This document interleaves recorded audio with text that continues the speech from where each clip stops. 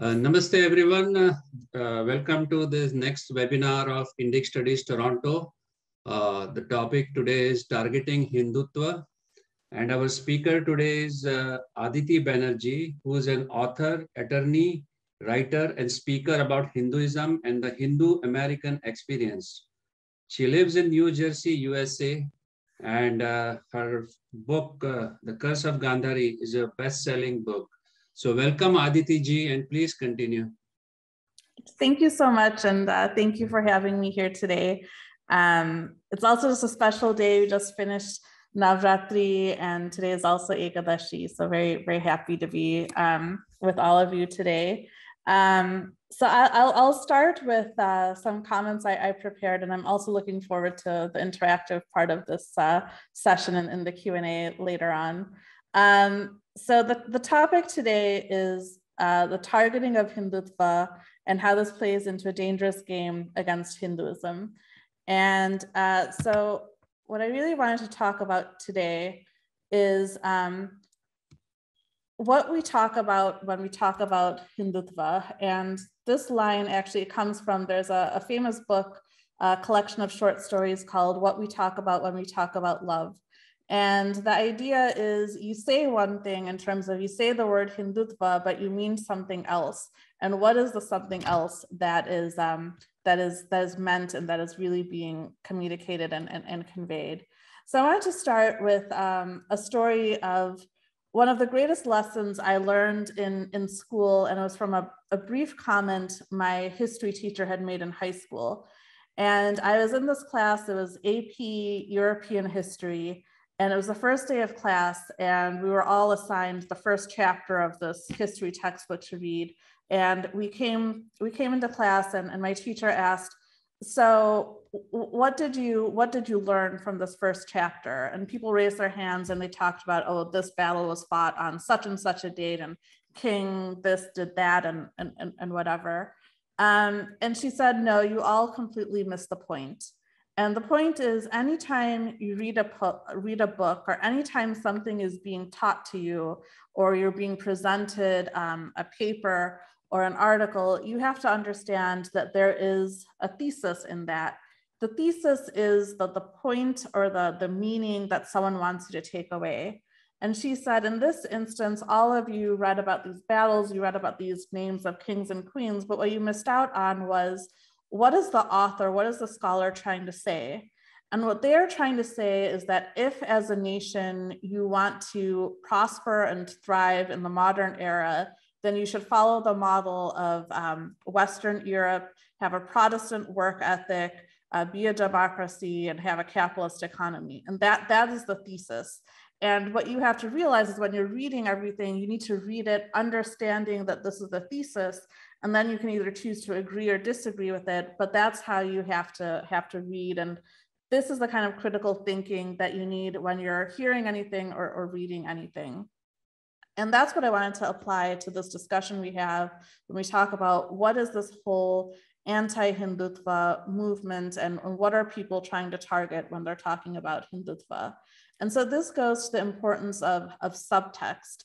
And subtext is what we say, there's what we say is the text, but what we mean is a subtext. And choice of words really matters here. And so there are just some examples. There was actually a study done on this before 2007, when newspaper articles were written about immigration and illegal immigration, the term that was most often used was illegal alien. And there was a sense of, well, when you say the word illegal alien, that just has like a very negative connotation to it, especially the word, alien. And over time, that was replaced with the term undocumented immigrant. And I just want you to think about those two words. And if you're reading in the newspaper about illegal aliens, how you respond to that versus if you're reading something about undocumented immigrants. Illegal alien is someone who broke the law, they're different from us, they're alien, they're outsiders. Undocumented immigrant sounds much more innocent. And whichever side of the debate you may be on, the importance is to realize how this change in language matters. And this is something Pew has studied and other media studies courses have studied is the influence on policymaking and popular perceptions from these wording changes.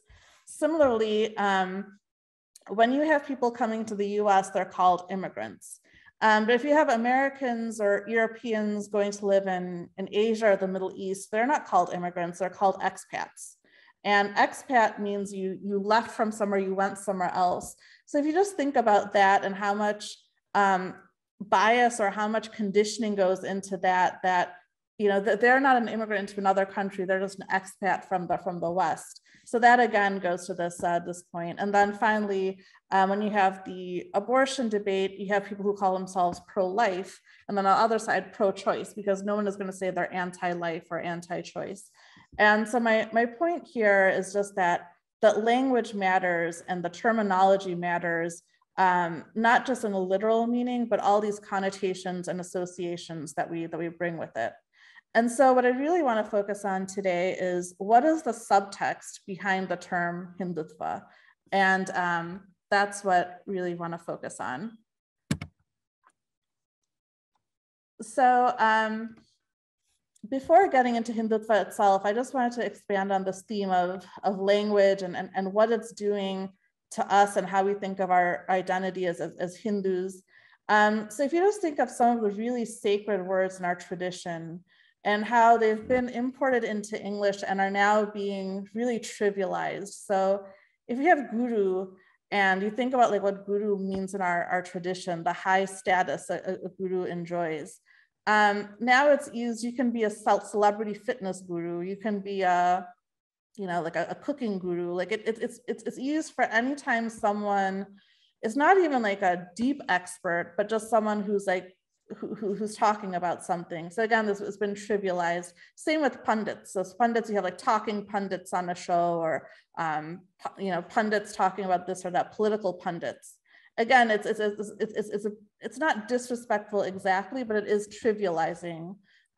Same with like bhakta, right? So now everyone's like you can be like a Modi bhakt, and that term is used in a very derogatory way. Again, taking slight or making fun of this very deep, noble, spiritual tradition of bhakti and devotion and what it means. What really bothers me is like anytime someone goes for a yoga class, they then become a yogi.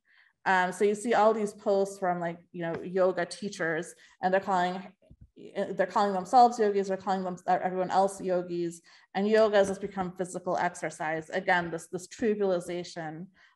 Nirvana is something also, like anytime we have a goal, that's now like our nirvana. And when you do this, what ends up happening is intellectually, we may realize there's a distinction between the two, but we become conditioned, and the trivialization of these words ends up trivializing these very sacred elements of our tradition. And the final thing I would talk about is festival in this category. So I've noticed that all of our vratas have become festivals. So Diwali is festival season. Navratri is like the festival of Devi. You have, it's a festival of lights, festival of colors. And again, this word festival is really doesn't capture what a vrata is, what a puja is, what our holy occasions are. So again, you have this trivialization. And then also in our language, we see distortions of words. So the word mythology has become like, the word myth or mythology has become like a very bad word, right? So if you have like a myth buster, you have someone who is exposing things that are untrue. So myth has come to mean something that is fictional or false. But actually, in the origins of the word and the Greek etymology of the word mythos, mythos was something very different. It was a set of stories, a set of tales, a set of historical tellings that a culture preserved and told about itself, that was transmitted orally through the generations, and how a culture identified itself. There was nothing in it that talked about true or false. So that is actually very much closer to what we mean in some of our Hindu traditions when we talk about the Puranas and things like that. But now we can no longer use that word mythos because mythology has come to being such a bad thing. It's falsehood and it's fake. So again, this is how language gets corrupted over time and gets distorted. And then the final category I would talk about is just words that have come to have negative associations. So the word idol, pagans, polytheism. And anytime in English we start to talk about Hinduism or what it means to be a Hindu, we'll often start with, we're not idol worshipers, we're not polytheistic, we actually worship one Brahman and all of that. But this starting on this back foot and the starting from this kind of a defensive posture, again, just goes to the power of language, because we feel compelled to distinguish ourselves from other traditions to find acceptance in an Abrahamic or a Western mode. And when you start from that point, then you understand that already there is this power dynamic and this conditioning that has happened and that we have to decondition ourselves from. So now I want to come to the question, what is Hindutva? And let's just start with what it actually does mean and what it should mean before we go to how it's actually being used today. So simplistically speaking, Hindutva by etymology is just a combination of two words, Hindu and Tattva. So when you have Tattva, that means what is the essence of something, or what does it, the ness of being of something. So it's the essence of being Hindu or defining Hinduness. And that's all that it means semantically. If you look at the history of the term, it actually did not originate with Savarkar. It started much earlier with Chandrakant Basu, the term itself of Hindutva. But if you think about just the definition of Hindutva and what it means, so the project of defining what it means to be Hindu, that is coexistent with Hinduism itself. So what is our identity? What are our roles and responsibilities? How is dharma to be established, through the state and through society? This has been a project that has been worked on since the very first age of our rishis, from the Vedic times. The Itihasa and the Puranas are all about this in terms of how do you define dharma? What is our dharma? How are we supposed to live as Hindus? And the Dharma Shastras also deal with this. So how can Hinduism be separated from the task of defining what it means to be Hindu? That's the first problem or puzzle. I also wanted to quote, there was a Supreme Court of India ruling that actually went into the definition of Hindutva because this became such a controversial term. And to quote from the ruling, it says, considering the term Hinduism or Hindutva per se as depicting hostility, enmity, or intolerance towards other religious faiths, or professing communalism, proceeds from an improper appreciation and perception of the true meaning of these expressions. It is a fallacy and an error of law to proceed on the assumption that the use of words Hindutva or Hinduism per se depicts an attitude hostile to all persons practicing any religion other than the Hindu religion. And this becomes very important because what you'll see is this stand by the Supreme Court of India is completely contradicted by the way that Hindutva is being used as a term nowadays. And I also want to point out that in this definition, both in the Supreme Court ruling and also just in the overall understanding of the word Hindutva, it is not party specific or policy specific. So in fact, within what is broadly called Hindutva, there are different strands and different differences of views on things like social reform or temple traditions or other things. And it is not specific to the BJP or to the Sangh or anything. It is just a much broader term in its original context. And so when people are targeting Hindutva, they're not targeting one particular political party or one particular policy. And so now we come to, so that kind of sets the stage for what Hindutva does mean and should mean. And now there is this whole, what I call like an anti-Hindutva discourse. And you see this in the universities, especially in the US and Canada. Nowadays, we're seeing this. There was a dismantling global Hindutva conference that took place recently. You also see this just in traditional media and the way intellectuals talk about Hinduism and Hindutva. And so that's what I'm kind of broadly calling this anti-Hindutva discourse. And it starts with the premise that they say they're not against Hinduism. And you'll find this even in Western books about Hinduism that tend to be, sympathetic or at least somewhat neutral to Hinduism. They'll always start with this qualification that Hinduism itself is fine, but then we have to be really worried about Hindutva. And what they'll say is they're against a fascist agenda that is violent, anti-minority, patriarchal, et cetera, and they'll list out this parade of horrors. And what they'll say is it's not enough to attack a policy or political party, but rather there's this entire worldwide movement that has been decades or in certain cases, centuries or millennia in the making, and that this is all about stopping saffron terror. But this has nothing to do with Hindutva in terms of how it actually is defined. So this is the text of what they're saying, but then if we go to the subtext or what they actually mean, because they cast this so broadly, they are actually against any political or public expression of Hinduism that is assertive, because it potentially conflicts with the hegemonic worldview of the West. In other words, it's disrupting cultural imperialism. So anything that is a Hindu expression that challenges a Western norm or a Western idea of how the world should be, that becomes this threat that then is called this Hindutva threat. And they're targeting not just politicians, they're not targeting just Modi or in the past Vajpayee, but they're also targeting figures who are deeply important and revered within the Hindu tradition. So for example, Swami Vivekananda is often targeted as being, having this political, fascist tendency and this politicizing of Hinduism, and that he represents something that is called Neo-Vedanta or Neo-Hinduism that's different from what Hinduism actually was, although these same people will also say that Hinduism never actually existed, but when it does exist, it was different from what Swami Vivekananda and others who were involved in the in modern Hinduism stood for. And basically what's happening is this construction of the straw man of Hindutva. And this has actually happened before, and I might should bring up the story of the Thuggees.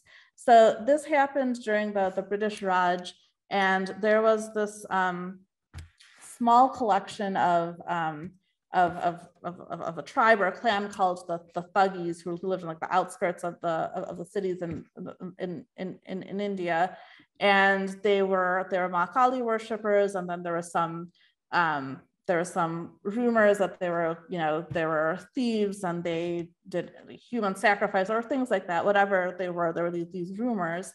And maybe there may have been a few of these individuals, but what ended up happening is the British made a huge deal out of this. They actually created like a department of dedicated to dealing with the Thuggee problem. It became this huge thing in the news. The word like thug that we use today came from that.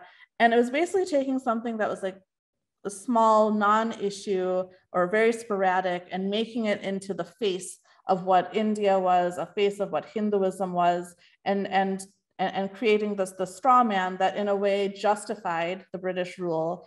And it also painted Hindus and Indians as being these primitive, violent, bloodthirsty people. And it's something that didn't just die or go away with the British Raj, because there was a movie that some of you may have seen, Indiana Jones and the Temple of Doom, where all of these same tropes and these same ideas and the same depictions are brought forth. And this is actually kind of the association that many Americans have with India and with Hinduism from this Indiana Jones movie and other popular depictions, but stems back from some of these colonial policies. And the way that Hindutva is being targeted today is very similar to what happened with the Thuggees in the past.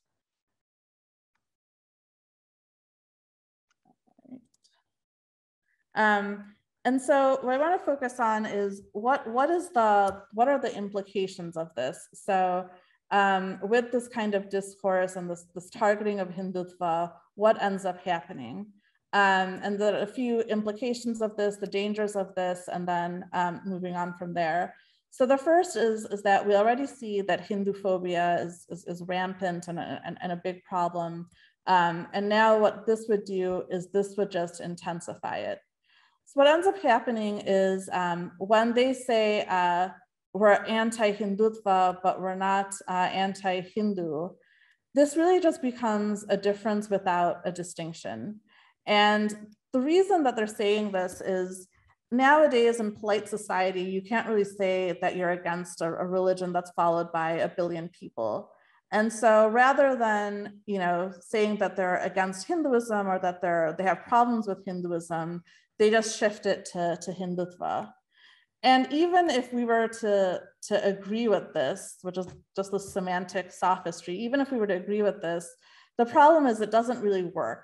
Because if you're talking to a mainstream audience that's not familiar with Hinduism or with India, if you say I'm against Hindutva, but I'm not against Hinduism, they're not going to understand what that means. I'm sure many of you had this experience where Western people may ask you, oh, are you is Hindi a religion? So do you believe in Hindi? And they don't even know that Hindi as a language is distinct from Hinduism as a religion. And so when you go to people like that and expect them then to understand some nuance that Hinduism as a religion may be okay, but Hindutva is this other thing, that's this ideology that's bad, they're not going to have that sophistication of response. And so what ends up happening is these attacks against Hindutva end up denigrating Hinduism and making Hinduism even a more negative term than it's already become. And the other point of this is that already so many Hindus and so many face this problem of they find it hard to identify themselves as Hindu because the word Hinduism has become such a bad word with baggage because of all this colonial baggage. So there's a very popular course in a business school about personal leadership. And in that course, they talk about, basically they use concepts from the Bhagavad Gita. And when I asked the professor once, well, this is just from the Gita, right? So you have like the four pillars that ended up being like the 4 yogas of the Gita and things like that. And then what the professor said is, yes, but I can't come out and say that it comes from Hinduism or from the Gita because it just has this negative association with it. And that also happens, there's a story of the yoga journal. They actually put this in writing, which is that, when they talk about yoga, and this is like a national journal in the US, they never want to use the word Hindu or Hinduism because of the baggage it has with it. So in that context, when you're just throwing fuel on the fire by trying to say you're anti-Hindutva, but not anti-Hindu. And the other part of this is it's already very difficult for the Hindu communities in the West to organize. So there have been challenges on college campuses when students want to set up a Hindu group. So I know when I was in college, I wanted to set up a Hindu student association with Hindu Student Council in my college. And it was just difficult to do so because you get questions like, well, there's already a South Asia association. Why do you need a Hindu association? So even having like an India association was controversial, but then having a Hindu association was more controversial. And when we say that, well, you can have like an Indian Muslim can belong to the Muslim Students Association as well as the South Asia Association, and all we want to do is also have a Hindu association, is just seen as being communal. And then there's always this tagging of, if you're trying to do that, then you're part of the Hindutva brigade, and this is fascist and anti-minority and all these other things. And it becomes very difficult even to just represent ourselves as a community because of all of this being tainted with guilt by association, which is just it's unfair and it's not right and it's inaccurate. But this has just been a chronic problem for our community. The second danger of this anti-Hindutva discourse is silencing the Hindu voice. And so what happens is basically this discourse is foisting onto Hindus the baggage of European guilt and history that comes from what happened with the world wars in the 20th century, and asking Hindus to basically just forget their own history and heritage, to renounce their indigenous beliefs, traditions, and practices. And that is what cultural imperialism is all about. And what's happening here that's really pernicious is, as part of this discourse and this definition of what Hindutva is, what Hinduism means, Hindus are not even allowed a place at the table to discuss this. So these scholars, these Western scholars, want to figure this out for themselves. Not just Western scholars, but these scholars in the university bubble just want to do this for themselves. And what they say is that, well, the Hindus aren't academically trained, and this is about freedom of academic expression. And as a result, Hindus are not able to define for themselves what it means to be Hindu or what it means to be Hindutva. And this is really, when you think about the fact that Hindus are a minority in this country, and you're just taking the voice away from them and self-representation away, that is a really, it's unacceptable, and no other minority is subject to this treatment. The other part of this is that when you follow this discourse, and what they say is, well, you can be Hindu at home, be Hindu in your personal spiritual space, but there's no place for it in the public square. In the public square, we have to just abide by Western culture and Western norms, which came out of the past 200 years of history in this really small corner of the world. And so the implicit premise is that Hinduism should just be kept private in one's home. Of course, even that gets attacked, but it has no space in public discourse. And if you think about it, that's a really troubling statement, because what it says is that multiculturalism is really only just skin deep. So it's okay if you're of a different race, it's okay if your foods are different, it's okay if you have different music and dancing, but at the end of the day, we all have to share the same values, the same way of looking at the world, the same worldview, and you just have to accept the hegemony of the Western way of things. And the implication of that would be that a tradition with 5,000 years of history, the only surviving indigenous religious tradition that has not been destroyed, not for lack of trying, or reduced like a mere museum presence, that this last representative of the ancient religious traditions has nothing to contribute to global thought around international law, policies, questions of culture and civilization, socioeconomic concerns, etc. So there are movements, for example, that look at Sharia and how Sharia can be reflected into international law, or Sharia banking, Sharia finance, but there's no space once Hindutva is targeted to look at the corresponding Hindu way of doing things. So after thousands of years of invasions and colonialism, there needs to be the space and this time for Hindus to think about what does it mean to be Hindu in the modern era. And we haven't even been given that opportunity. And when we try to take that opportunity, we are pushed back and told that we're not allowed to do that, because to do so is just automatically assumed to be fascist and anti-minority and all these terrible things, when we haven't even had a chance to start the project of thinking about that. And in this context, I wanted to bring up, so when I was in school, I did my thesis on the Rwandan Genocide, which was a terrible genocide that had happened, and I was looking at the role of international law. And so what ended up happening was, after the genocide was over, they established these international criminal tribunals under the auspices of the UN. And the intent was that these tribunals would address the fallout of the genocide.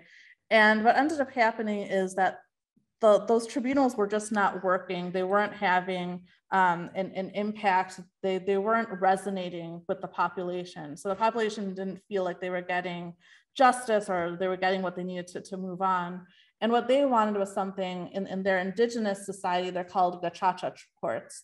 And they're not really about, they're not about evidence and proving truth and guilt and things like that. What they're really meant for is you come together as a community, the accused person speaks, and the idea is to encourage him or her to speak and to acknowledge what has happened, and to have that kind of sharing and that acknowledgement and more of a truth and reconciliation type of outcome than what the Western international law was providing.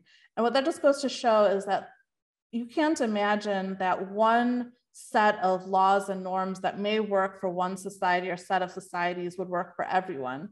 And there has to be, as part of multiculturalism or as part of pluralism, a true commitment to looking at different ways of looking at the world and different worldviews. And that Hindutva is really the Hindu corollary of that. It's the Hindu version of that. And that's why it's really important for that space to be there. The other danger is that by targeting Hindutva and by weakening Hindutva, or by trying to take out Hindutva from Hinduism, it really is destroying Hinduism. First of all, I want to talk about from without. So in a democracy, participation matters and representation matters.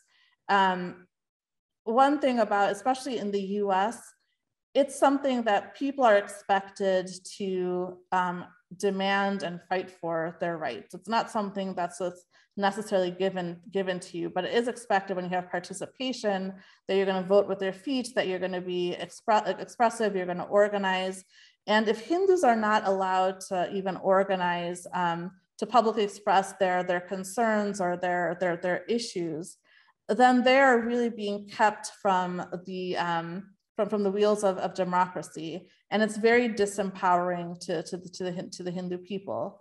And so we see this, right now, that attacks on Hinduism and Hindus will just intensify if there's no accountability for it. So even when there were very problematic depictions of Hinduism in India in textbooks, and when communities of parents and scholars come together and they go through this process of trying to counter that, then there's always this the grenade thrown in. Oh, you're just acting as part of Hindutva, and this is fascist and anti-minority, even though it's none of these things. And these movements are just thwarted from the very beginning. So when you have, even today, right now, as we speak in Bangladesh, Hindus are being killed. Ma Durga pandals are being destroyed, temples are being destroyed, and all of this is happening without any impunity. And so this killing, rape, and human rights violations against Hindus, the way to advocate for that is through Hindutva, or through having that Hindu voice. And if you try to silence that voice, then there are vulnerable populations around the world that are being kept under further threat. And so that's from the democracy and the political side of things. But then, just as Hindus, dharma requires us to participate in the reality of what's happening in the external world. Hinduism isn't just about spirituality, and some people think it's just about Vedanta and moksha and all of that, but it's also Hindu dharma, meaning how do you uphold the cosmic order dharma for loka sangraha, for the well-being of all life forms and in all the worlds. And that requires us to be good public citizens and to be in the public square and care about things like policy and politics. And to sustain itself and evolve, Hinduism needs this conducive ecosystem, because Hinduism isn't just a set of books that you read and choose to believe or not. It's a living tradition of transmission. So all of our heritage comes to us from transmission, and this the parampara, or the unbroken lineage, the sampradaya, the traditions, and this guru shishya tradition. So that ecosystem itself means that what was going on around us is very important. And then the flip side of that is this also destroys Hinduism from within. So this very politicized targeting of things in Hindutva isn't just about political ideology. So like a really good example of that is this book that came out by Isabel Wilkerson on caste. And the book was meant to be about how basically to think about race today, you should think about it in terms of caste. And so it looks at the US experience, it looks at what happened with the Nazis, and then it looks at what happens in India.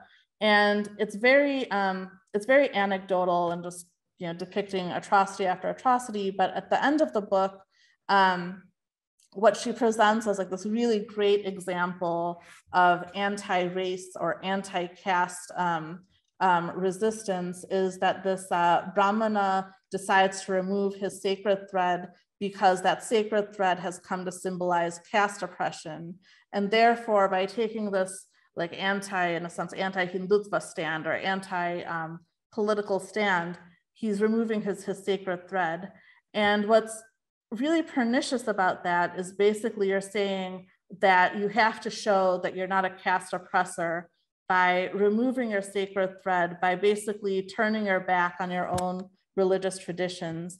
And this is the kind of association when people read it, even if they may intellectually disagree with it. But again, this goes to text and subtext, that what are other people going to think when they walk into a temple and they see someone wearing a sacred thread? Are they going to think that this person is a caste oppressor or things like that? And these associations of being fascist or militant or patriarchal and all these things are being used to paint Hindutva are actually being used to paint Hindus and causing Hindus to feel this pressure to step away from their own traditions. And so if Hindus are always going to be put on the back foot and on the defensive and having to apologize for their caste, of having to disown the Manusmriti, then this guilt by association is just going to alienate Hindus further from their own heritage and identity.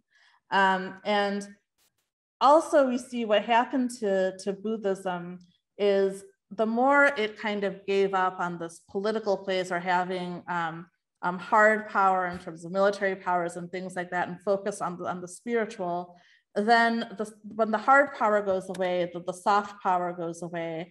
And nowadays what you see of Buddhism is it's not targeted the way Hinduism is, but it's much more easily digested to the way Rajiv Malhotra would say it, where it's become mindfulness or it's become all these things. It's become very much diluted and watered down. And what Hindutva does is it gives Hinduism the ability, the armor for Hinduism to survive and to not be diluted and watered down. If you take Hindutva away and just make Hinduism just a spiritual practice without dharma, without all of that, then Hinduism will not be able to survive on its own, because that separation between Hindutva and Hinduism has never been there, and is not what the Mahabharata is all about. Understanding how to integrate dharma into the society and into our everyday lives. The other part of this is sacred geography. So a lot of what we hear is that with Ayodhya and Mathura and Kashi and the destruction of those temples and the desire to reclaim those temples, that this is somehow anti-minority, that we're not even allowed to have to feel the pain of this. It's one thing if you acknowledge that there was this wrong that was done, that there is this pain that Hindus legitimately feel, and you can quibble about what the resolution should be. But right now, the way that the anti-Hindutva discourse is that that's not even a legitimate grievance or legitimate feeling of trauma and pain to have. And that does not recognize the importance that sacred geography has always had for Hindus. So you think of someone like Adi Shankara Bhagavad-pada, when he went to Badrinath, he actually dove into the Alakananda River 4 times to rescue the Vigraha of Badrinarayan. And when he circumambulated India multiple times and set up his matas in the four corners of India. And what he actually did is, and when it comes to Kedarnath and Badrinath, it's actually that the main Purohits from there come from the south, because the idea was that there was this cohesive whole of Bharat and this Hindu civilization, and he wanted to establish that, so that cohesion and that integrity is felt. And that is something that is very core to Hinduism and Hindu dharma. And to basically ask people to forget and erase their own history, to forget about the damages and the ravages of what colonialism and invasion have done, is to ask people to basically give up their own identity and to deny the sacrifices and heroism of their ancestors. And then I wanted to just wrap up with some of the misconceptions that are out there when we talk about Hindutva or Hinduphobia and Hinduism. And one thing I see a lot is this idea that, well, Hindus today are physically safe and they're a majority in India, so you should stop complaining. There's nothing to be complaining about. But if you just see what's happening in Bangladesh and Pakistan, Kashmir and West Bengal, what happened in Bhutan, Hindus have not been physically safe, and they are not physically safe today. And then even in the US, there was, there was the dot busters earlier who would target Hindus specifically, and there are physical threats. There are cases of temple vandalism that go on today. And also remembering just what happened in the past. So as Will Durant said, the Mohammedan conquest of India is probably the bloodiest story in history. It is a discouraging tale, for its evident moral is that civilization is a precarious thing whose delicate complex or order and liberty, culture and peace may at any time be overthrown. And the legacy of this, or the generational, that we still live with today, cannot just be brushed under the rug because it sounds politically incorrect or it's inconvenient. It has to be something that's acknowledged and grappled with. And that does not mean that there cannot be coexistence or accommodation of minorities in India. That's never been suggested. But the idea that this should just be ignored also cannot be accepted. And this idea that we have that, the other thing that you hear is that, well, in the West, Hindus are a privileged minority because they're affluent, they're well educated. So again, there's nothing to be complaining about. And the idea there is concerns about culture and religious depictions and heritage are somehow luxuries. But if you have to give up those things to pass, then that's not really a privilege at all. So this idea that we can just, we're okay economically and in terms of education because of our hard work does not mean that there aren't legitimate concerns about what's happening to the depiction of our religion and culture.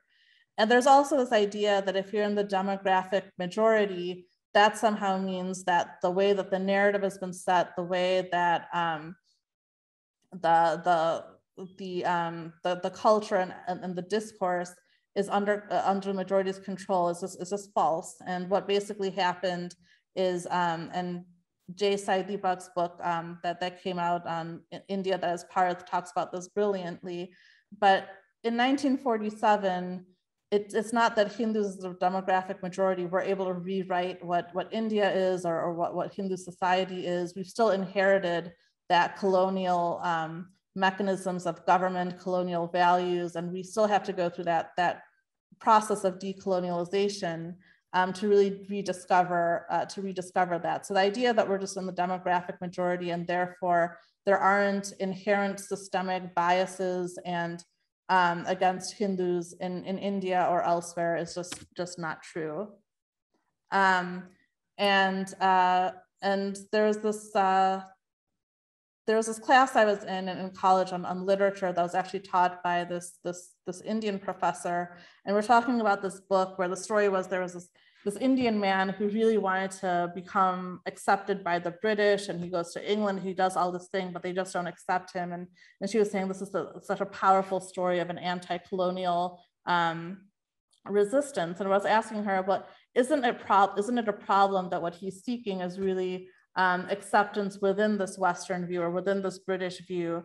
And shouldn't the quest really be for him to figure out what his own view would be, or to not seek validation from the British, but to look for something else, something that could be different? And she just dismissed that and saying, well, that's not really relevant.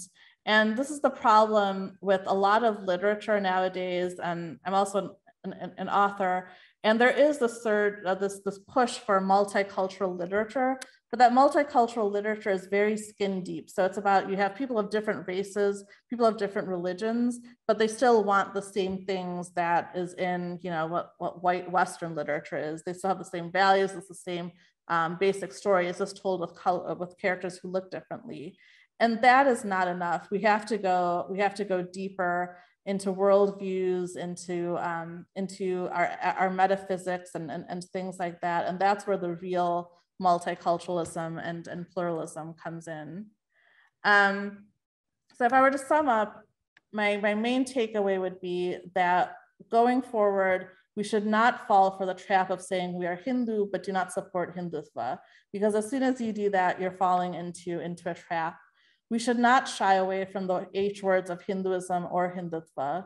Instead, we should say with confidence that we are Hindu, and as Hindus, it is our right and it is our duty and as part of our dharma to participate in the ongoing work and project of defining what it means to be Hindu in the context of this particular place, time, and circumstance, and that Hindus deserve to decide for themselves in the spirit of self-determination how to define Hinduism and Hindutva for ourselves.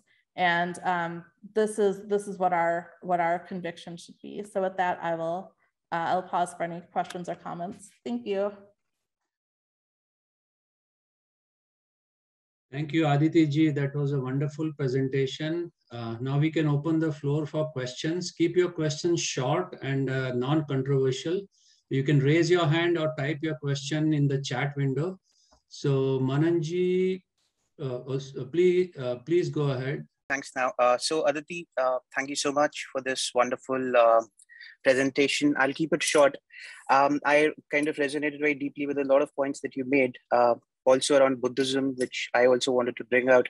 You know, you talked about this sense of shame and a sense of kind of implicit guilt and kind of this attitude which we have of keeping the faith at home and, can't really talk it out in the open. And, quite, I don't know if it's shocking or not, but it's quite disgusting that it also runs very deeply in India itself. So it's not just out in the US where we are, say, Hindus are in a very thin minority, but even in my community, like my university chat groups and all, I wished Navratris and no one replied, and we had a group of 200 people. And it's kind of jarring. And I also, I'll keep it short, but I wanted to make another point, which is around, how much of social media and the hyperconnectivity and the big churn which is happening all over the world might just play out in our favor, because even this conference that was organized, I kind of felt that it led to a lot of Hindu consolidation on Facebook and social media. So I connected with you because of that as well. So that's just an example. So things like that. So what are your views on that? The use of technology and how we can kind of connect all over the world, and then the numbers don't quite matter. The geographical spread doesn't quite matter so much. What are your views on that? Thank you so much. And thanks to the organizers for this wonderful session. Thank you. Thank you. So you have 2 points in there. I'll take those separately. So the first is, yes, it is a problem. Just wearing Hinduism on our sleeves has become, it requires like an act of bravery almost. I remember when I was, before I joined my first job, I'd in the middle of law school, I had started, when I became focused on sadhana, I started wearing a bindi. So even when I go to work, I wear that. And I remember the first time I thought I was going to do this, and my parents were concerned and like, well, what are people going to think? And it was like a conservative law firm on Wall Street, and would people look at me strangely? And I said, no, it's something I want to do But, you know, as I was discussing, a lot of us have gone through where even just wearing a bindi feels like it's very uncomfortable to do. I have actually found it's been a good thing. So first of all, I personally feel naked if I don't have a bindi on. So just putting that on, it gives me it's a source of strength for me. It's a reminder of the divinity within. And then what I've actually found is that, you know, the good thing, especially in the US, is Americans are very responsive. So if you have self-respect and if you're confident about your own background, then they'll ask questions. They'll say, what does this mean and what's the significance of it? And I don't remember ever having like a negative experience from that. And so that definitely is a problem, but that's something individually we can do, and we can make it more mainstream.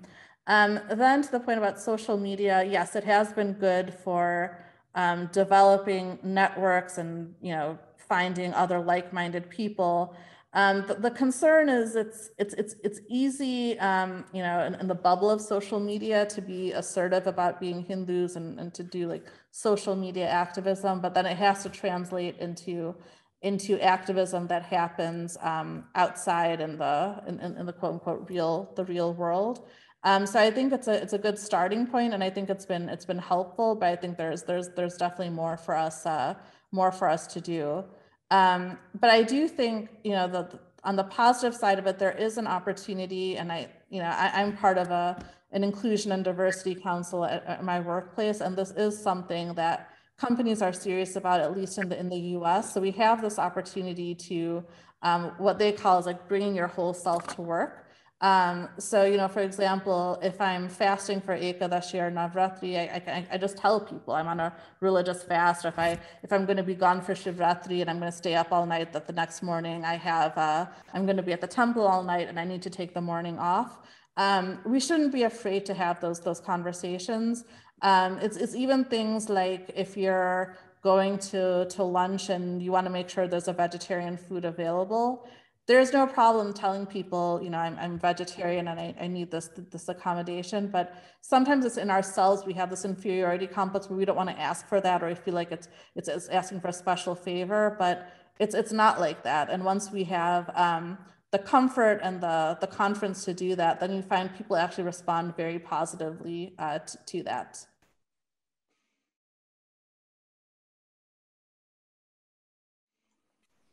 Anuji, please go ahead. Yeah, no, wonderful session, and thank you so much, Aditi ji and the organizers. I just wanted to make, I think, more a quick comment. Like, one of the things that really struck me was the point that you made about the sacred thread, you know, that the Pandits, Brahmins wear, and someone going to the temple. Like, one of the things that I was even thinking about was, you may have seen some of our deities actually, or most of them do wear the thread, and that is going into very dangerous space. You know, that identification is just very dangerous, and it's not just the Pandits in the temple itself, but or someone who is doing any puja there, but I'm talking about our actual deities being identified into that space is just very dangerous. So yeah, that was a very, very important comment, I thought. And thank you. Yes, I'll just add to that. It definitely, this danger extends to our devas and our deities as well. So, for example, when I was in college, I was just in an introductory class on Indian history, and the professor said, "Oh, you know, the Ramayana is just about an Aryan Dravidian war."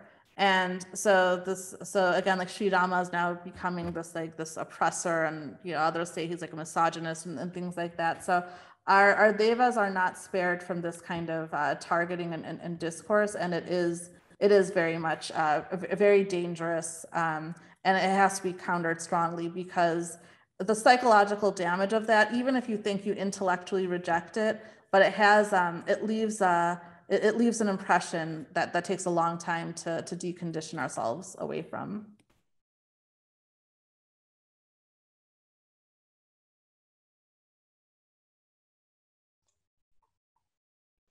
Prasad ji, please go ahead. A great talk, Aditi ji. Thank you so much. Quick question.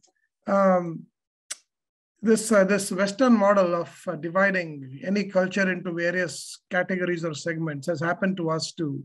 So Sanatana Dharma has been split into Hindu, Buddha, Jain, Sikh, and all that.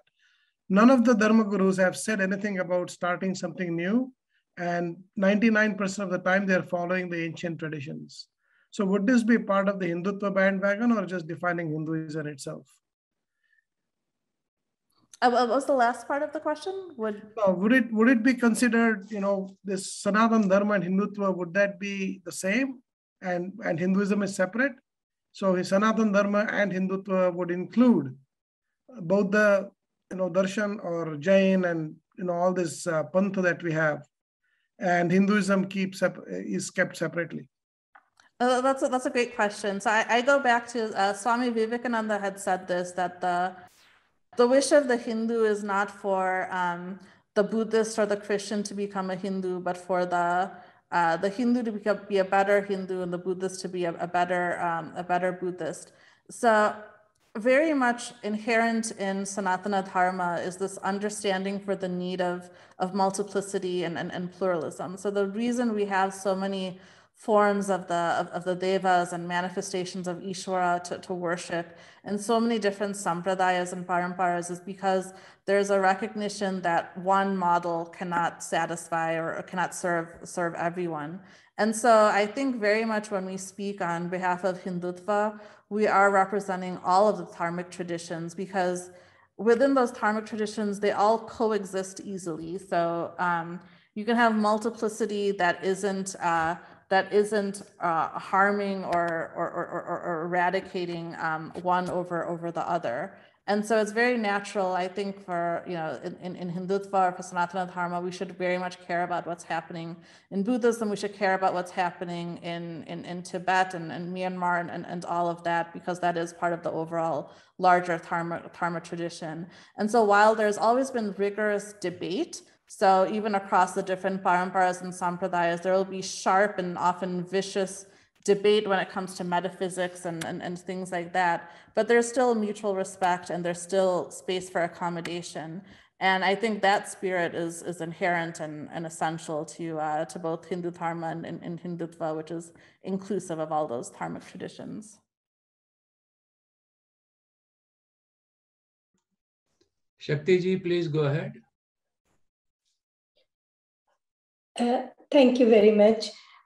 Firstly, just 3 points I want to make. Firstly, I want to thank you for this session, which I think is long overdue, because many of us are watching what is happening and we're feeling very helpless. What can we as individuals do? That is the thing.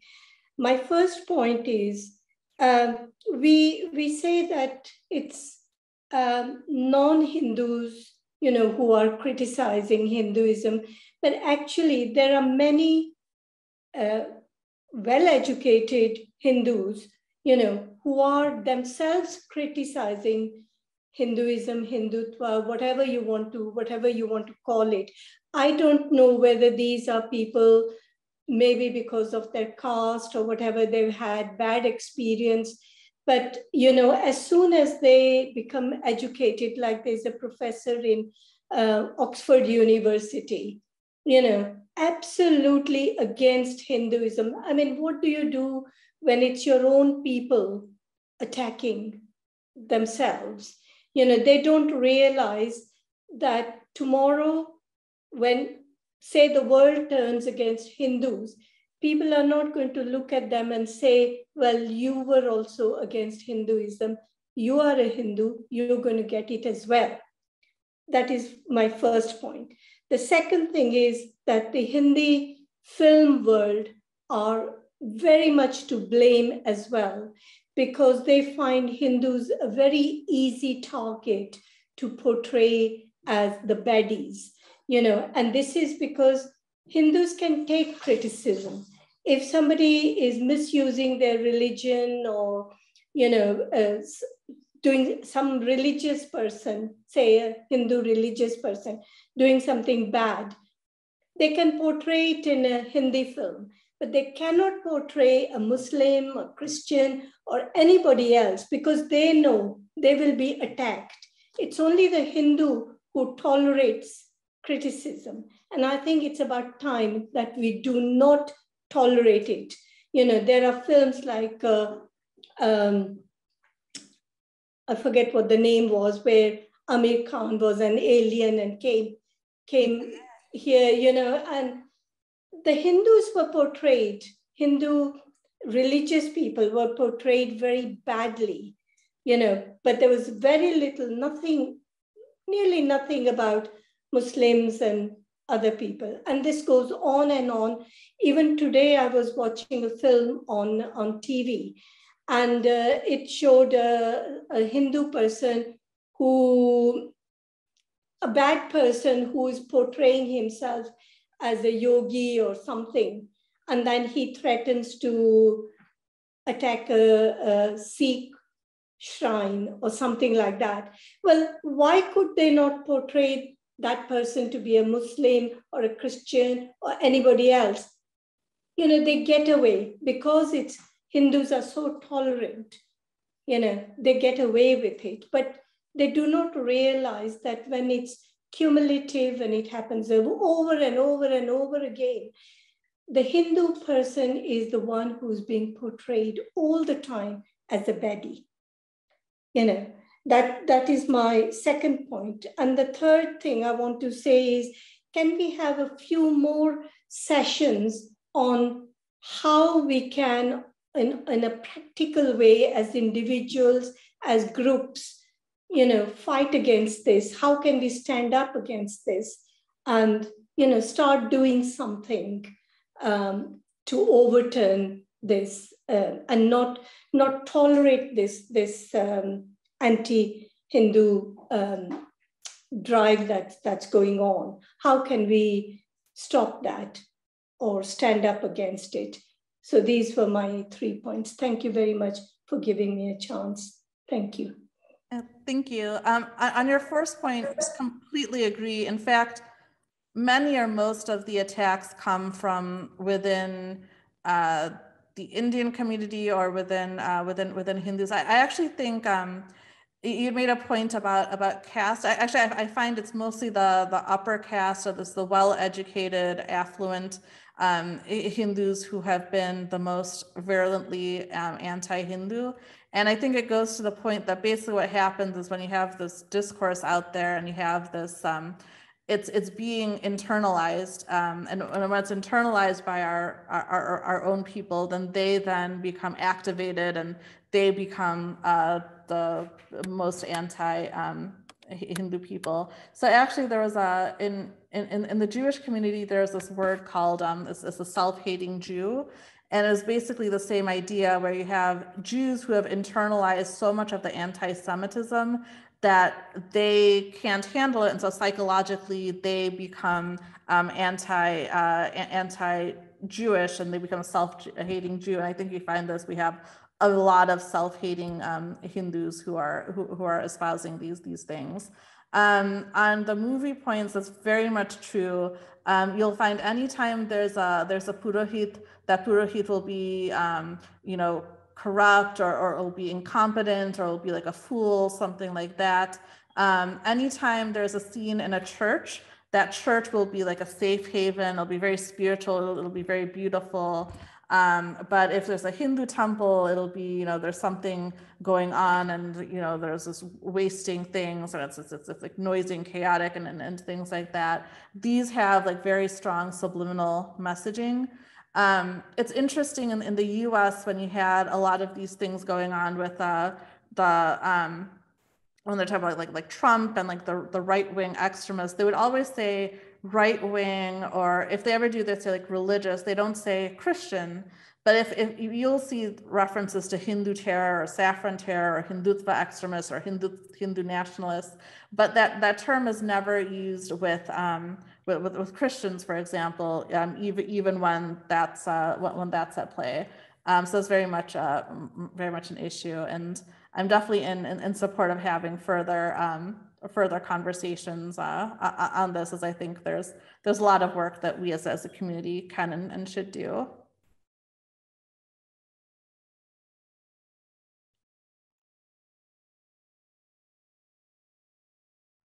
Gopinathanji, please go ahead.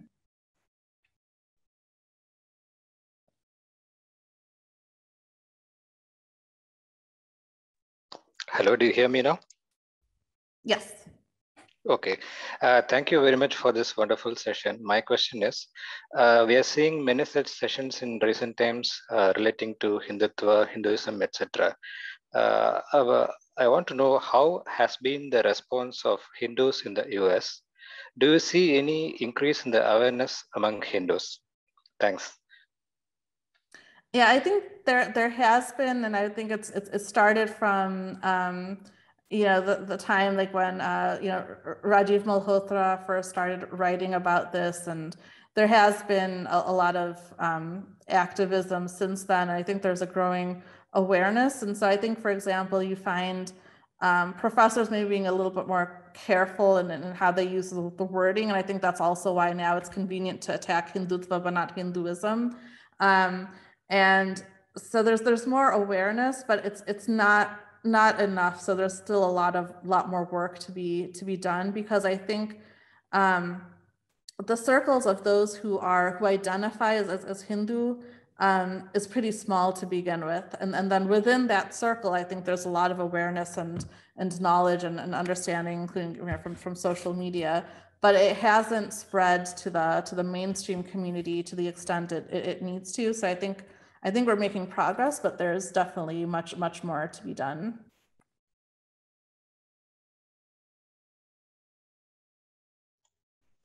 Hemrajji, please go ahead. नमस्ते, बहुत बहुत धन्यवाद मुझे opportunity देने के लिए. मेरा comment भी है और प्रश्न भी है. So my comment is usually what I find and what I've been through right now is in multiple groups, what I've seen is it's very, very, very difficult for me to convince any of the Hindu people just to convince what is going around. So what I've seen so far is we are absolutely disconnected with the reality, and we absolutely don't have any idea about our history. And this I can say with proper authority, because I have been following these two people. One is Shefali Vaidya ji and J. Sai Deepak ji, and now Aditi ji. So this is my first opportunity here. So what I've seen and what have come with the facts and figures and all this completely new information and the knowledge is, none of my generation people have any idea about it, and they are completely disconnected. And another thing is, we have, I think some of the things could be probably handled with the one solution called language policy of our country. So I'll just give one example. We have complete meaningless meaning of something called as God, religion, idol. Probably the sentence called Sabhi Dharma Ek Hai, probably it meant within the indigenous community of India, probably for Hindus, Jains, Sikhs, Buddhists, perhaps that was the case. And we have stretched that argument to Islam as well as the Christianity. And somewhere these two projects which are going on right now to use up our Hindu civilization, that is, one is Joshua project and second one is Gazwe Hind. People have absolutely no idea about it. And the womb capturing that is going on, or what you call the love jihad or land grabbing, what is going on. Imraji, please finish your question fast. There's people waiting. So do you think all these such problems could be addressed with our language policy? So part of it is, I very much agree, language is very important, and that's kind of the first part of what I was covering in the talk. So when you use certain words that become associated with things and people develop reactions to it, And I think your experience is absolutely correct that even when you go with facts and figures, and you may be able to intellectually convince someone, but they're not psychologically going to accept it. And that's because all of this conditioning that happens through subtext, and we're so immersed in that people just have an allergic reaction to the very idea of Hinduism or any of this, and it shakes them to look at it in a different way. So part of it is absolutely language and the associations that come from that. Part of it is also that psychological thing. So celebrating the positive aspects of Hinduism and Sanatana Dharma. I remember there was this old Swami, and he was at someone's house, and there was a child playing there, and he spent like 3 or 4 hours just playing with the child. And then someone said, "Oh, why didn't you give us a discourse on Vedanta?" And you just played with that child. And he said, "Well, when that child grows up, he'll remember that one day this Swami in saffron robes played with me, and the association he will have with those saffron robes and a Swami and what Hinduism represents will be so positive." And these kinds of things are very subtle but deeply impactful, and that's why there's always been so much focus on samskaras and instilling those at a young age. But those kinds of things, like the explicit, like the symbols and practices of Hinduism, we have to celebrate those, confidently and assertively, and that then creates those more positive associations, because it's not just intellectual, it's experience, it's a psychology, it's all of that. So we have to do that on multiple fronts.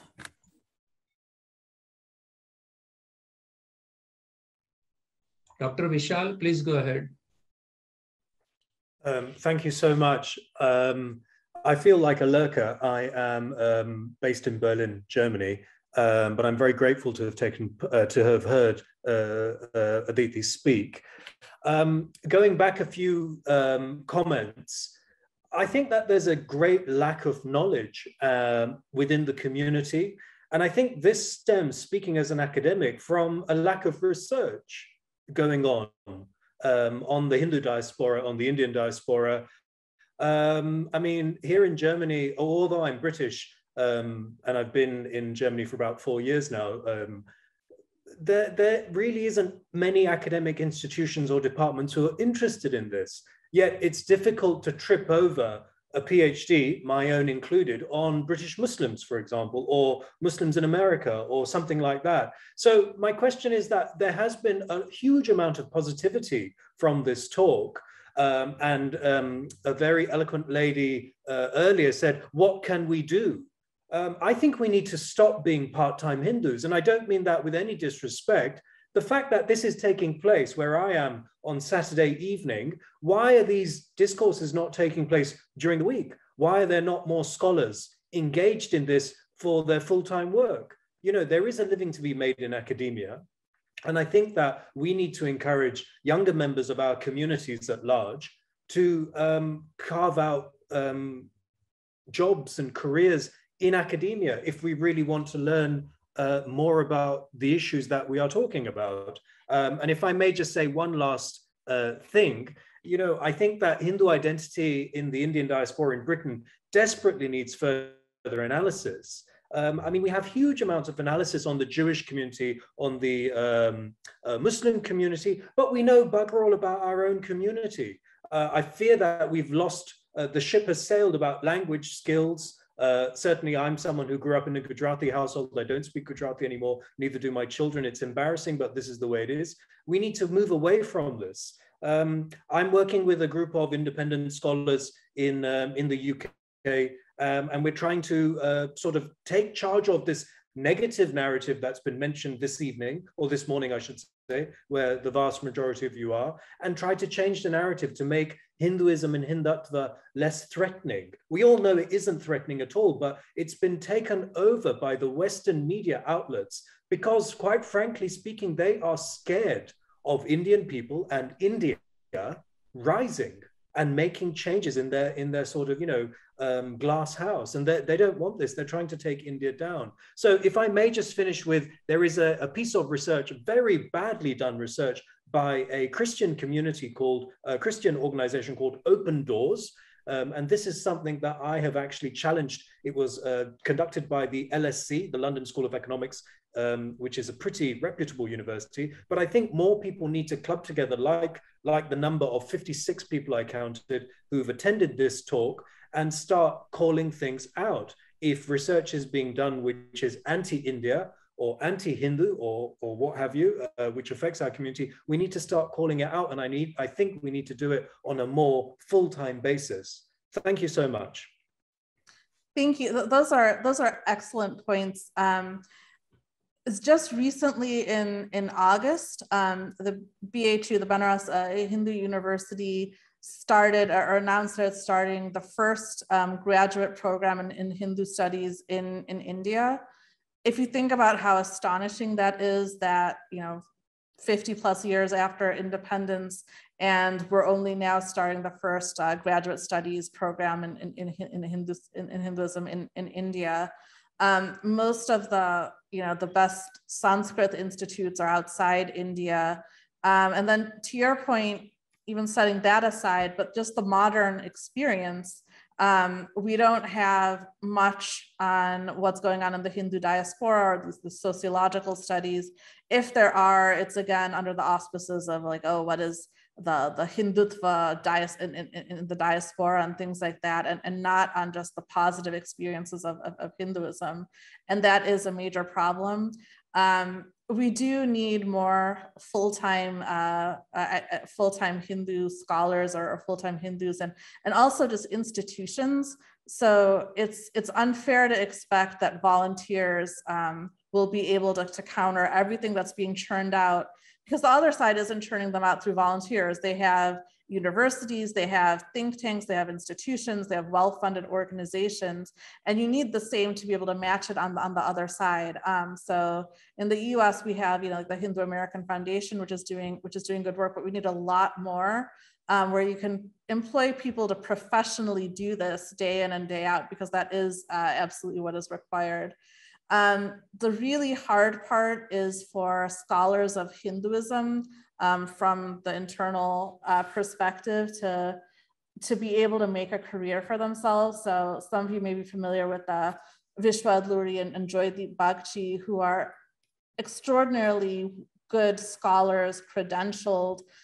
They've done they have the training, and they're just wonderful scholars, but because they are not anti-Hindu, when they talk about the Mahabharata, they are just excluded from academia. They're shunned, and they're barely able to scrape together a living. When you have that in front of you, it's really difficult to encourage people to go down that path, unless we are able to make it a level playing field and really make it possible for someone to be a Hindu academic and still be successful. In the meantime, while we're fighting for that in universities, we absolutely should have institutions that support such people, not just on an ad hoc basis, but systemically, so that it becomes a viable path forward.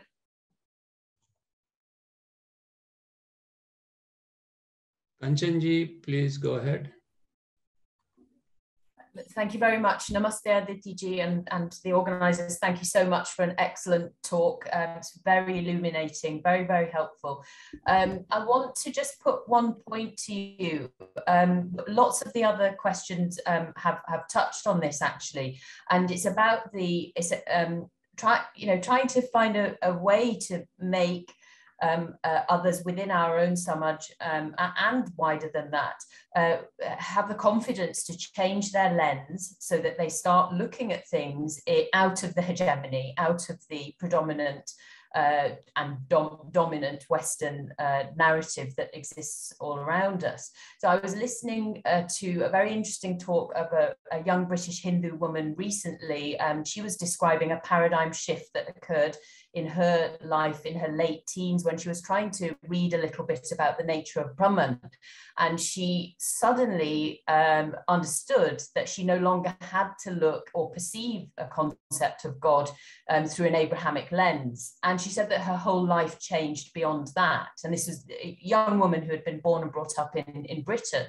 So I'm really interested to hear your thoughts about how you could encourage, or what ways could you suggest for to try to get people to switch lenses and to realize that the way that they are looking at things is not the way it has to be, and that there are other ways. Yeah, no, that's a great point. And I remember going through something similar myself when I was in college, and this idea that we are all Brahman, that we're already all, you know,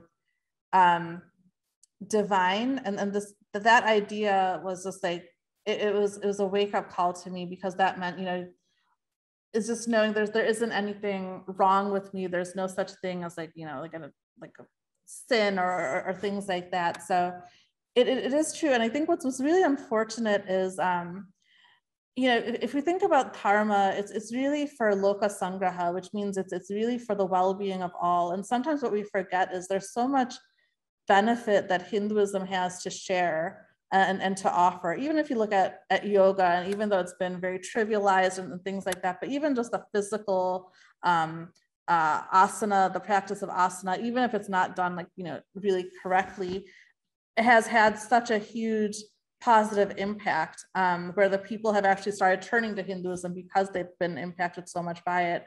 But because we're so consumed by being on the defensive, that we're not even finding the time to just share the positive.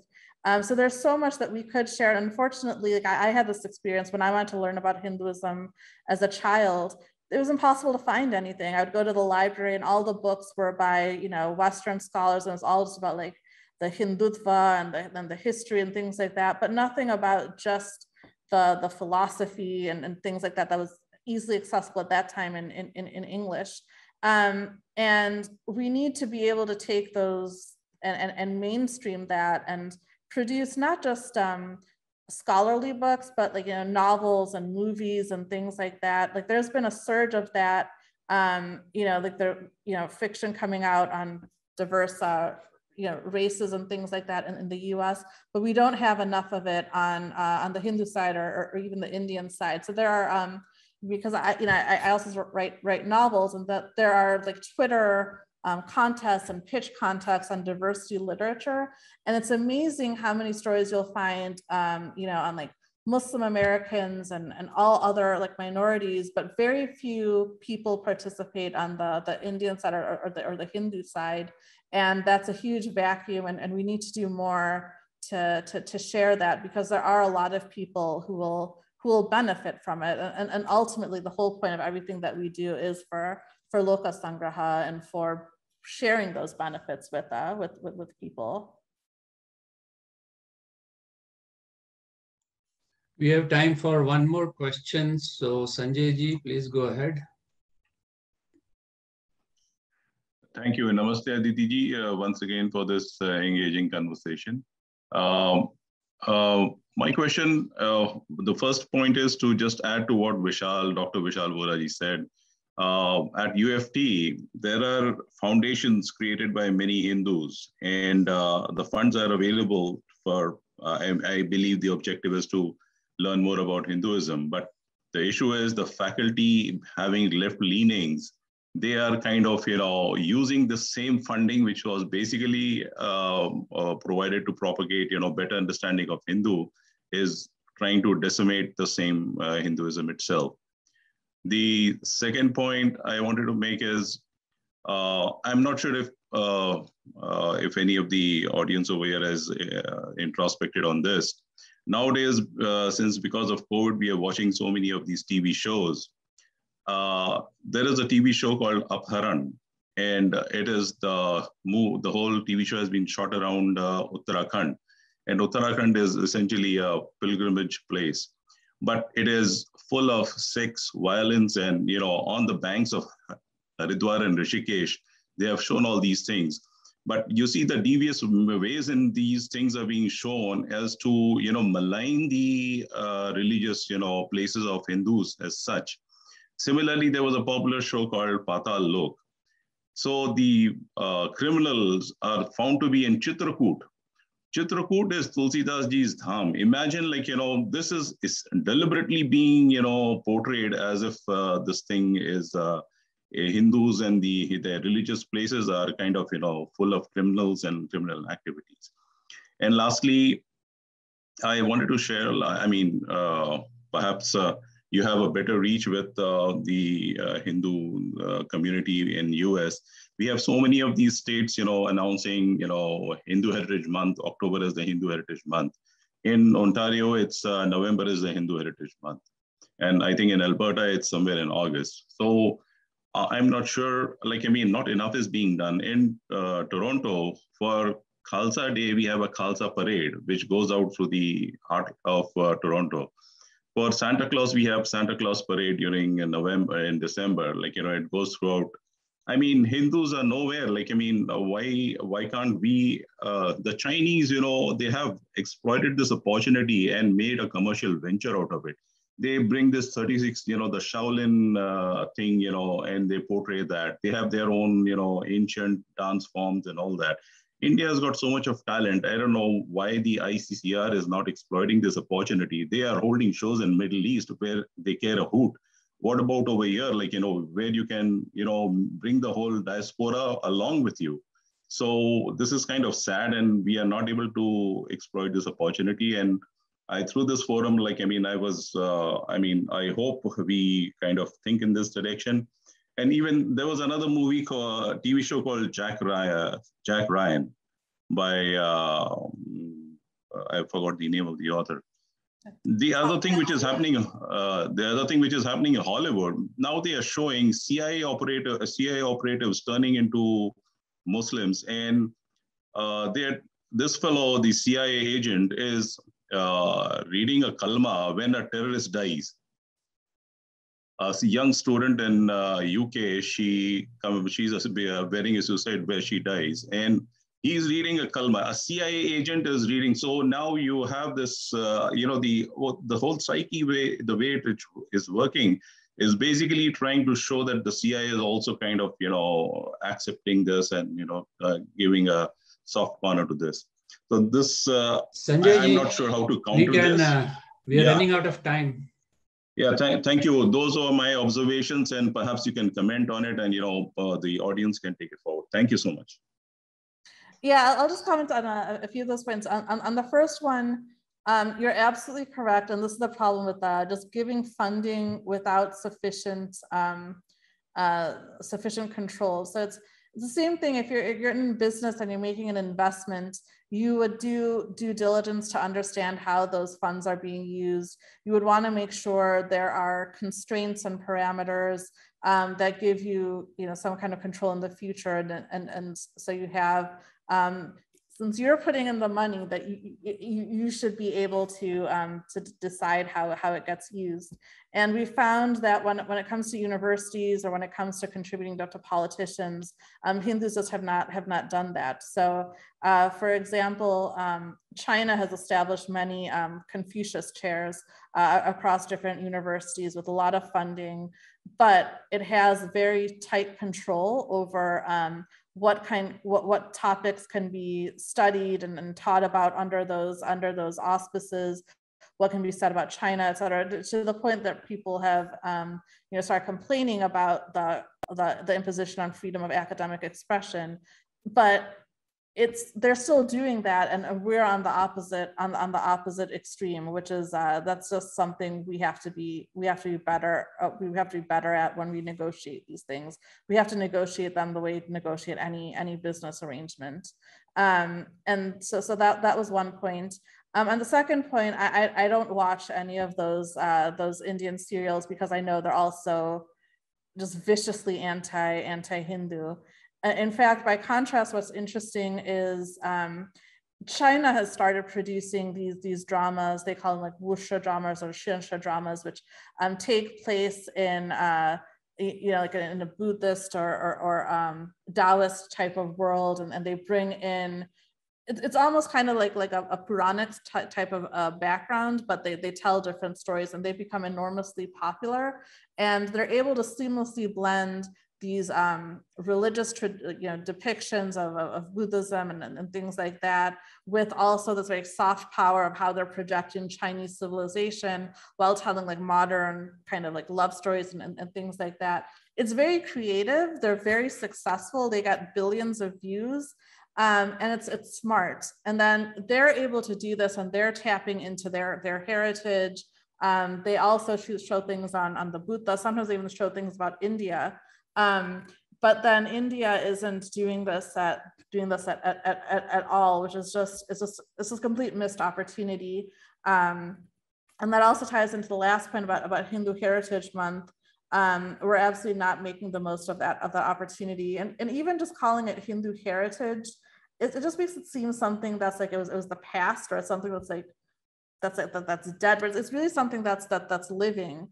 And Hinduism has such great aesthetic power. If you just imagine some of the scenes from the Mahabharata or the Ramayana or what Kalidasa produced in his in his poetry, they would make for spectacular.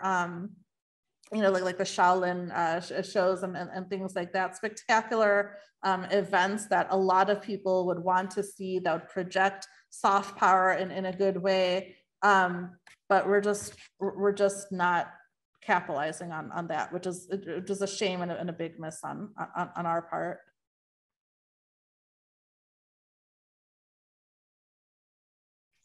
Aditi, we'll take in one last question from Ashok ji. Thank you, and thank you everybody, and thank you particularly to Aditi ji. As I think followed her from the time she wrote the book Invading the Sacred quite some time ago. However, I think we must. I see a lot of what I would call negativeness from many of the comments that have been made, in contrast to what Aditi ji herself has given a presentation. I'd just like to take up the question of the Confucius institutes that Aditi ji mentioned. I think it's a very bad example, because as you've seen that all the the amount of pushback that is there of the Confucius Institute, because their agenda was completely, I think, has been exposed. And it was the propaganda institute, that we all know. At the same time, I think the point that is being made about what India should do. I would like to say it's what India should do and not what the government should do. And I think there's a lot of things that have been done by the Hindus all over the world, which have made Hindus to be where we are. We have recently seen that program called Dismantle Global Hindutva, and that I think was completely demolished by the Hindus. Organizations like HAF and Vishnu Parishad, of which I am the vice president in India, did take a lead, and various other organizations. But as the inaugural session of the Hindu Heritage Month, with Prakash Nanda, who is the Sangachalak of HSS in America, he also mentioned that there were hundreds of thousands of Hindus all over the world that participated in that in demolishing that program. And I think we should recognize this. There's a long way to go. Our enemies are going to become vocal at the same time. Let us realize that they have got a very limited audience, whereas the audience of Hindutva this is very large. I think I'm very glad that Aditi mentioned that Hinduism and Hindutva go together. There have been a lot of people in India who have said objected to the word Hindutva. They say, why not Bharatiya Vata and Hindutva? But today, you see that nobody's talking about that. And I think we must build up on this. Bikram Sampat's book on Veer Savarkar and his recent presentations. One of the important points that he mentioned, our history teaches us of defeats. But the very fact that we are here today, we must have done something good. And we must have won quite a lot of battles. Okay, otherwise, we would have been dead. So I would like to suggest to the people, all the people here, that let us build up on the positives that have happened, even while recognizing the negatives. Thank you very much. Thank you, Ashokji. It's good to see you. On the point about the Confucius Institutes, the underlying point is just to understand what others are doing. So there's this game that's being played, and we cannot afford to be the only naive and gullible ones out there. So I don't think we would ever, we don't even need to do propaganda. We just need Hinduism to be showed fairly and accurately. And asking for that doesn't make it propaganda. So it's not that we would do what China has done, but it is to understand that when the game that China is playing or the US is playing or other countries are playing, they are thinking about these things and the impacts on soft power and how their brand is being projected. And India very much needs to have a focus on that. I would say in the government as well, because that's what all the other governments are doing. And to that extent, and even if it's not the government and some of the other things like these the Hindu Heritage Months and things like that, there does need to be like an institutional backing that is focused on these questions of soft power and how we project that, because that's how we protect our communities and that's how we promote the good things on Hinduism and the culture and civilization. And if everyone else is doing it and we're not doing it, and all we're doing is showing all these shameful things happening on the banks of the Ganga and the Haridwar or in Chitrakoot, then we are putting ourselves actually at more risk, and we're weakening ourselves even further. And so part of what we need to be doing is showing these positive aspects the way that China is doing, even if none of us would say going to that extreme of propaganda, but at least we should understand the games that others are playing and how they're playing it, so that we're not naive about it. Thank you, Aditi ji. With this, we'll wind up today's program. It was a very enlightening experience, and I appreciate your effort for this, Aditi ji. And thank you, audience, for attending this webinar. And we look forward to all of you attending our next session, which we will announce. And happy Vijayadashmi to everyone, and namaskar. Thank you so much for organizing this, and thank you everyone to the wonderful questions and comments. I really enjoyed it.